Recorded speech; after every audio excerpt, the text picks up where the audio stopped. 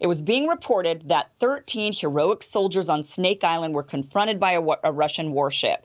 The audio recording shows the Russians telling the Ukrainians to lay down their arms to avoid bloodshed and unjustified deaths. The Ukrainians are infamously heard saying, "Russian warship, go F yourself." It was then reported they fought valiantly until they were all killed by the Russians. President Zelensky even announced he would posthumously award the men medals of valor. Well, it turns out whomever claimed they had died was mistaken.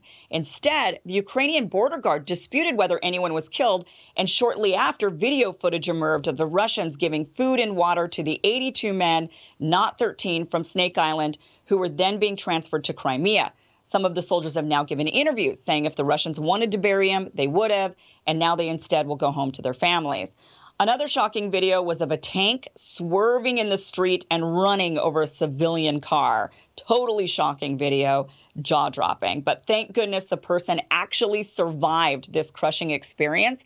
Media was reporting this as a Russian tank and using it to show the callousness of the Russians and their invasion.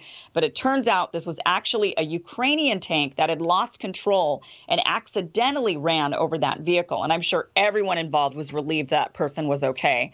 Russian tanks are marked with white Zs, by the way, for future reference when you're looking at any video. Now, many of you saw the heart-wrenching video of the father saying a very tearful goodbye to his wife and daughter as he goes off to battle. This was being reported as a Ukrainian man sending his family to safety while he fights against the Russians.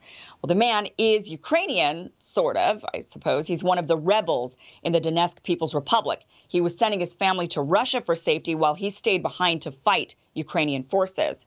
The original video was posted by the mayor of his town several days before the Russians invaded Ukraine. And of course, I can't leave out the ghost of Kiev. There's footage of a fighter pilot downing several Russian jets. The video, of course, went viral with millions of views. The claims are this pilot took down 6 Russian jets in one day. But now, by the way, that number's jumped up to 10 Russian jets being taken down. Now, a fighter pilot who takes down 5 planes throughout the course of their entire career is called an ace. So to have 6 in one day or even 10 in one week is incredible. It's actually unbelievable, in fact. And it turns out the footage is from a video game called Digital Combat Simulator. But even with this video being debunked, the former Ukrainian president, Poroshenko, is tweeting that it's real and even shared a masked photo of the pilot. And there's a lot of wild claims going around of who the pilot is. There's a lot of talk that maybe the pilot's even a woman. And of course, it turns out that that photo there is actually an old photo that's recirculated. So it's still unlikely the ghost of Kiev is real. But a lot of people fell for it, and you can't blame them for wanting to boost up morale, I suppose.